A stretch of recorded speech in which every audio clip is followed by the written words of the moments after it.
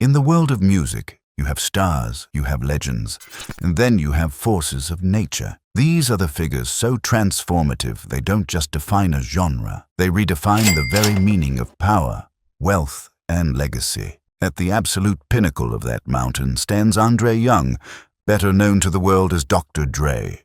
Imagine going from the turbulent streets of Compton, where survival was a daily struggle, to a life of unbelievable luxury. This isn't just a story about getting rich. This is the story of how a musical visionary became a business titan. It's how the legendary producer who defined a generation of music became hip-hop's first self-proclaimed billionaire, pulling off one of the biggest deals in music history. This is the story of a man who didn't just earn a fortune, he architected it. We're not just talking about gold chains and flashy cars. We're talking about an $80 million real estate empire, a private jet that serves as a flying boardroom, and a super yacht that is a floating palace on the sea. We are taking a look at everything, from the $40 million mansion he bought from an NFL legend to the custom-built Cadillac that's more like a private jet on wheels. This is the story of a perfectionist, a strategist, and a survivor who turned beats into billions. This is the life of Dr. Dre. To understand how a man can afford to charter a yacht for over $500,000 a week, you have to go back to the beginning. Dre's fortune wasn't won in a lottery.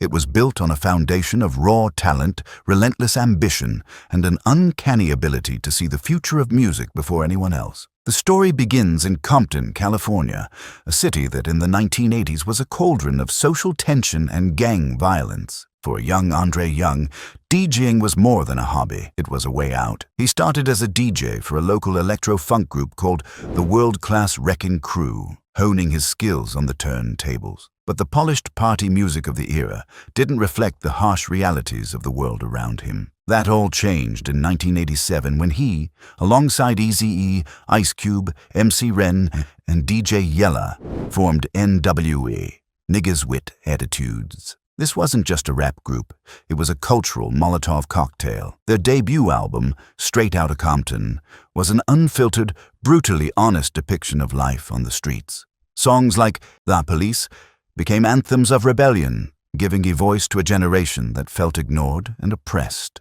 Dr. Dre was the sonic architect of this revolution. He sampled funk and soul, crafting a sound that was hard-hitting, cinematic, and totally new. Straight Outta Compton sold millions of copies with very little radio play, terrifying the establishment. This was Dre's first taste of turning controversy into cash, a lesson that would define his career. He wasn't just making music, he was creating a movement and the foundation of what we now call gangsta rap.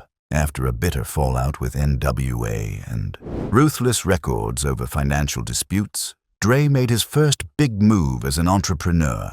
He partnered with the imposing Suge Knight to form Death Row Records, a label that would become synonymous with West Coast dominance in the 90s. In 1992, Dre released his solo debut, The Chronic. If Straight Outta Compton was an earthquake, The Chronic was the aftershock that reshaped the entire music landscape. The album was a masterpiece of production that introduced the world to G-Funk, a sound defined by slow, hypnotic grooves, deep bass lines, and whiny synthesizers.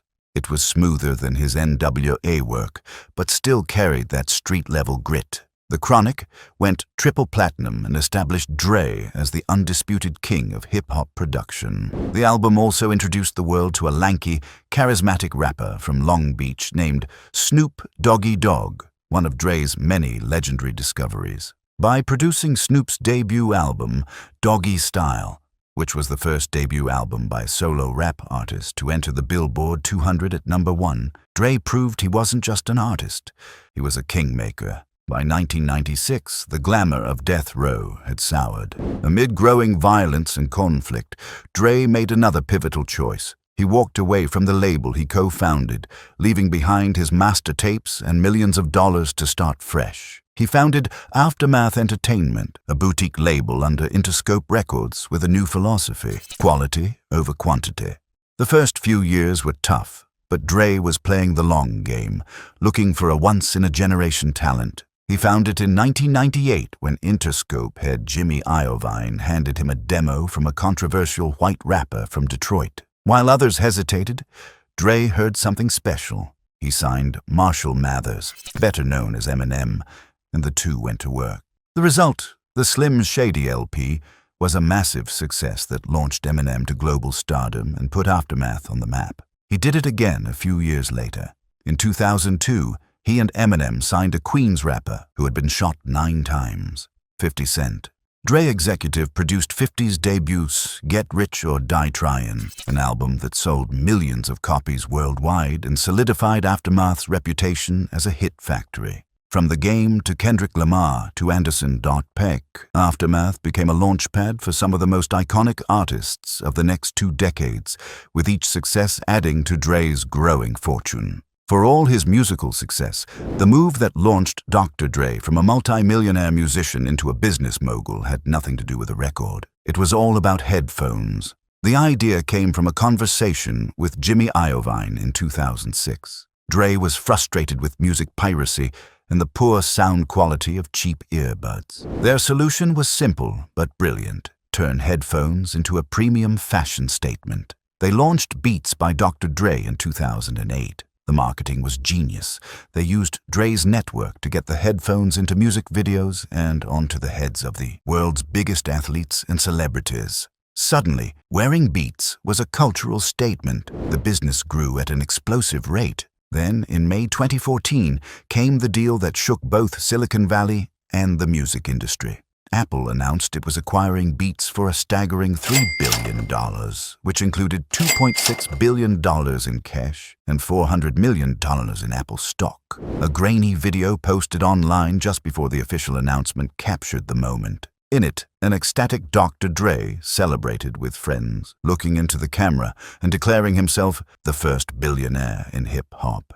While his official net worth has fluctuated, with recent estimates putting it around $500 million, that moment crystallized his new status. He was now a tech mogul who had married culture and technology on an unimaginable scale. Dr. Dre's lifestyle is a masterclass in luxury, but it's a specific kind of luxury, one built on privacy, perfection, and collecting assets that are both trophies and functional items. His spending is strategic, reflecting the same precision he applies to a musical track. During his high-profile divorce, court filings from his ex-wife's legal team alleged his monthly expenses were a jaw-dropping $2.2 million, painting a picture of an unbelievable world of luxury.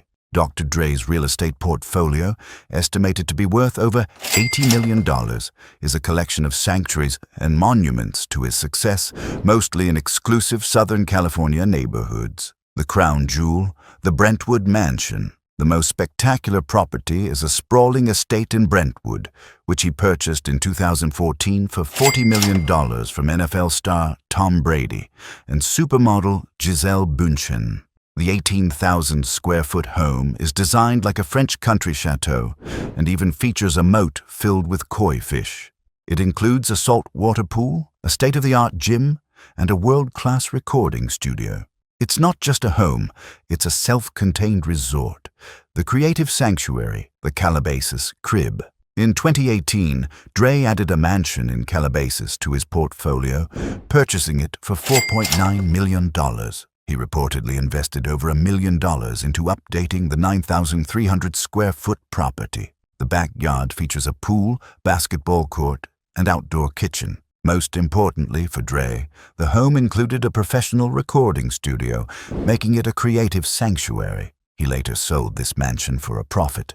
The oceanfront escape, the Malibu beach house. For a change of scenery, Dre owns a breathtaking contemporary mansion on Carbon Beach in Malibu, famously known as Billionaire's Beach. Valued at around $20 million, the 8,800-square-foot home features floor-to-ceiling glass walls with panoramic views of the Pacific Ocean. The top-floor master suite has its own fireplace and a private deck overlooking the water, making it the ultimate escape. Dr. Dre's garage is a showcase of understated power. His collection is small, curated, and focused on vehicles that represent comfort, technology, and status.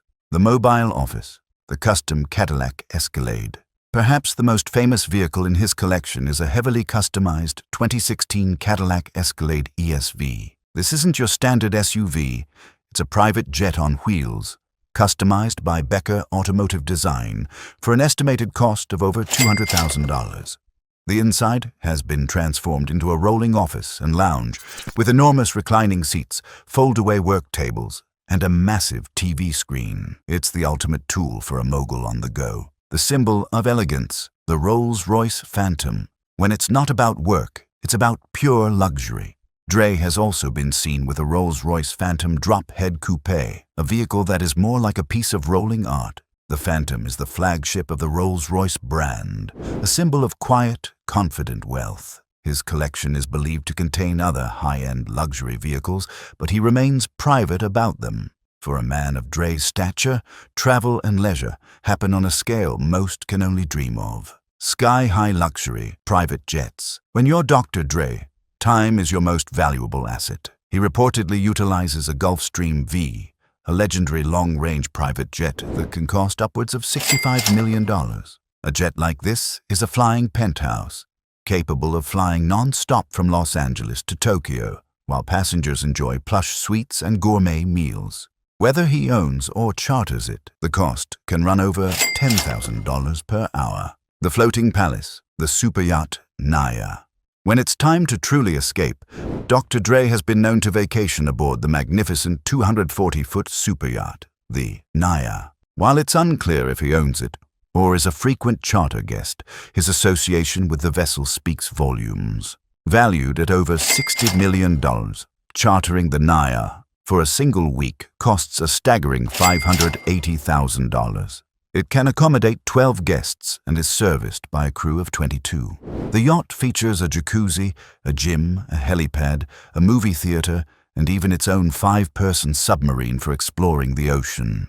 Refined style watches over chains. Unlike many in hip-hop, Dre's style is more mogul than rapper.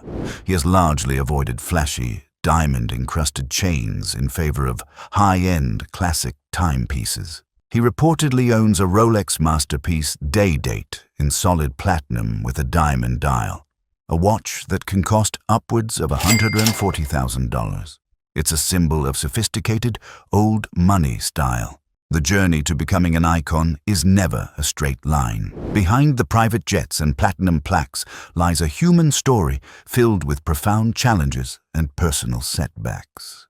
The price of a fortune, a high-profile divorce. In 2020, after 24 years of marriage, Dr. Dre and his then-wife, Nicole Young, filed for divorce. The highly public legal battle that followed offered a rare glimpse into the true scale of his lifestyle.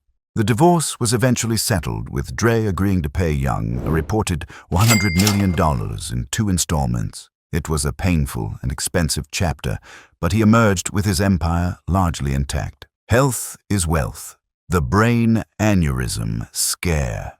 In January 2021, the world held its breath when news broke that Dr. Dre had been rushed to Cedars Sinai Medical Center after suffering a brain aneurysm. He was admitted to the ICU, and his future was uncertain. He later revealed the terrifying details, stating that he had suffered 3 strokes while in the hospital. Doctors told him how lucky he was to be alive and had even allowed his family to say their final goodbyes. The cause was likely hereditary high blood pressure, often called a silent killer. Miraculously, Dre made a full recovery. Just over a year later, he performed in one of the most acclaimed Super Bowl halftime shows in history, building a legacy beyond wealth, philanthropy, and giving back. Dr. Dre's story began in Compton, and he has never forgotten it. A significant part of his modern legacy involves giving back. In 2013, he and Jimmy Iovine made a landmark donation of $70 million to the University of Southern California, USC, to create the USC Jimmy Iovine and Andre Young Academy for Arts, Technology, and the Business of Innovation. In a deeply personal move, he also pledged $10 million to help fund a new performing arts center in his hometown, which now stands as the Dr. Dre Young Performing Arts Center at the new Compton High School. This journey from the streets of Compton to the boardrooms of Silicon Valley is a blueprint for turning vision into an empire. Dr. Dre's life shows what's possible when talent meets relentless hustle and strategic genius. If this story of transformation and resilience inspired you, do us a favor and hit that like button. It helps us bring more incredible stories like this to you. And if you want to continue exploring the lives of the world's most influential figures, don't forget to subscribe and ring that notification bell. We've got more deep dives coming that you won't want to miss. Finally, we want to hear from you. What part of Dr. Dre's story blew your mind the most? Was it the $500,000-a-week yacht, the mobile office Escalade, or the $40 million mansion? Drop a comment below and let us know. In the end, what is the legacy of Dr. Dre? It's easy to get lost in the staggering numbers. The $3 billion Apple deal, the $500 million net worth, the $100 million divorce settlement. But to focus only on the money is to miss the point. Dr. Dre's story is the ultimate rags to riches narrative, but it's one he wrote and produced himself. He began as an artist who architected a sound that defined a generation, first with NWA and then with the G-Funk era. He evolved into a master kingmaker, discovering and molding generational talents like Eminem, 50 Cent, and Kendrick Lamar. But his final and most transformative act was that of a business mogul. With Beats, he didn't just sell headphones, he sold an identity. He understood, better than almost anyone, how to merge culture with commerce. His life today, the sprawling mansions, the private jets, the super yachts, these aren't just toys, they are trophies. Each asset is a milestone, a physical manifestation of a victory won. His wealth is not loud and flashy. It is a refined, mature power, wielded by an elder statesman who has earned his place at the top. From the gritty streets of Compton to the pristine corridors of power, Andre Young's journey is a testament to vision, perfectionism, and an unrelenting drive. He is more than just one of hip-hop's wealthiest figures. He is a cultural architect, a business visionary, and living proof that with enough talent and hustle, you don't just change the game, you create a whole new one.